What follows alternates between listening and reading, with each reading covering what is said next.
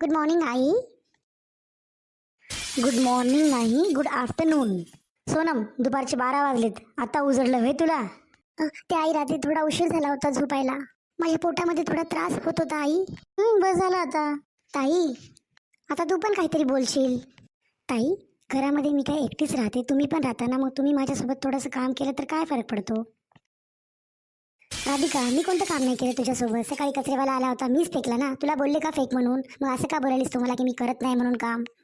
आणि हो, काल यांनी बाजारातून बाजार आणला होता, तू लावलास का फ्रीजमध्ये? मीच लावला ना. सगळ्यांनी जेवण करून इकडे तिकडे भांडे ठेवतात, ते का तुला बोलते मी ठेव म्हणून? मीच नेऊन टाकते ना किचनमध्ये. काल पाण्याची मोटर तू चालू केलीस आणि विसरून गेलीस बंद करायला. ते बंद करण्यासाठी कोण केलं? मीच गेले होते ना. ताई, घरातले सगळे मोठे कामं मीच करते आणि जे पण छोटे वगैरे कामं असतात ना, ते तुम्ही करता. मोठ्या कामाला तुम्ही कधी हात लावत नाही. तुम्ही दुपारच्या 12 वाजेपर्यंत तर उठतच नाही. असं अजिबात नाही चालणार. घरामध्ये का मी एकटीच राहते? तर तुला कोण सांगले आजीबाई बनायला? पुढं पुढं पुढं काम करायची सवय झाली तुझी, दुसऱ्यांना दिसावं म्हणून मी किती काम करते ते. काम करायचं मग रडायचं मी काम करते म्हणून एकटीच. आणि हो, मी तुला सांगत नाही लवकर उठायला, तू पण उठत जा ना 12 वाजता. तुला काम करायचं तर करत जा, नाहीतर नको करत जाऊ. माझ्या पाठीमागे लागायचं नाही आजीबाई बनून. आणि नेक्स्ट टाइम पासून माझ्यासोबत जरा नीट बोलत जा, आली मोठी बोलायला, मला काम शिकवायला. ठीक आहे ताई, याच्यानंतर आपण दोघी कामं वाटून घेऊयात.